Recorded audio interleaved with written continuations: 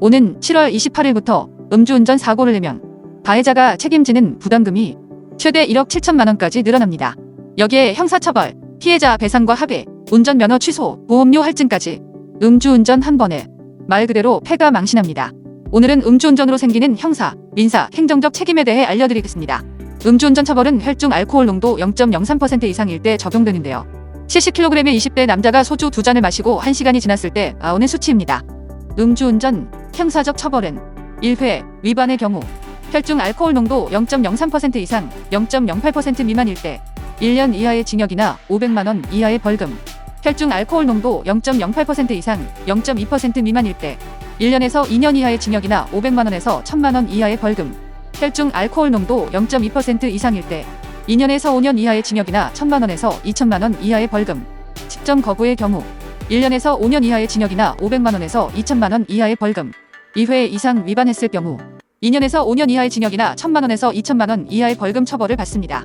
만약 음주운전 사고로 사람이 다치거나 사망하면 특정범죄 가중처벌법이 적용됩니다.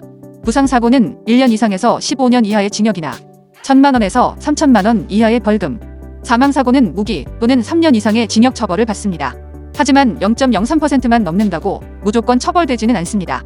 혈중 알코올 농도 수치, 음주 전과 유무, 움직인 거리, 음주 후 단속에 걸린 시간 차이 등 상황과 과거 전력을 고려해 기소유예 처분을 내리는 경우도 있습니다.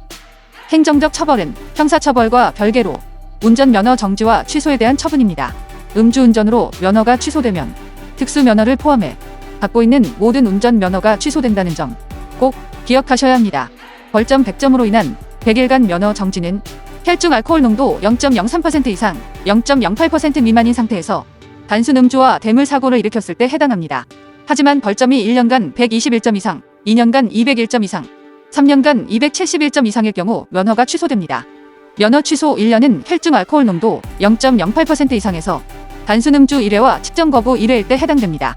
면허 취소 2년은 혈중 알코올 농도 0.03% 이상에서 개인 사고 1회, 혈중 알코올 농도 0.08% 이상에서 대물 사고 1회, 단순 음주 2회 이상, 측정 거부 2회 이상일 때 해당됩니다. 면허 취소 3년은 음주운전 대물 사고 2회 이상과 음주운전 대인 사고 2회 이상일 때 해당됩니다. 면허 취소 5년은 음주운전 사망 사고와 음주운전 인사사고 후 보조일 때 해당됩니다.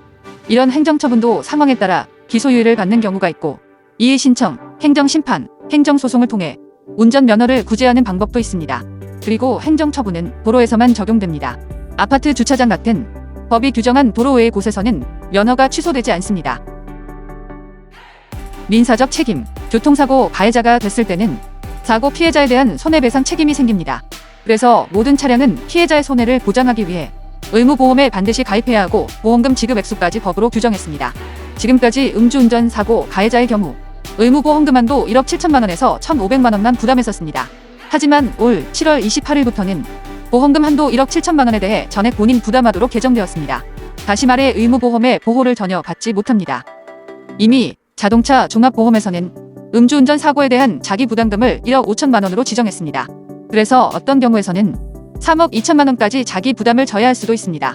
자동차 보험료 할증도 음주운전 1회인 경우 10%, 2회 이상인 경우 20%로 늘어납니다. 이게 끝이 아닙니다. 보험사를 통해서는 피해자의 손해를 배상하는 합의를 한다면 가해자의 구속 여부와 형량을 줄이기 위해서 반드시 형사합의가 필요합니다. 형사처벌에서 중요한 영향을 끼치기 때문입니다. 원만한 합의만 이루어진다면 사망사고의 경우 집행유예, 부상의 경우 벌금형이 나오는 경우도 많습니다.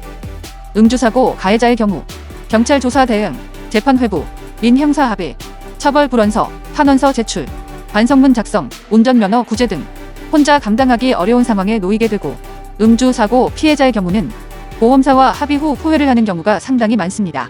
교통사고 손해배상은 의학적 판단이 가장 중요합니다. 후유증에 대한 판단이 배상금 자체를 결정하기 때문입니다. 일반인이 결정하기엔 굉장히 어렵고 복잡한 문제입니다.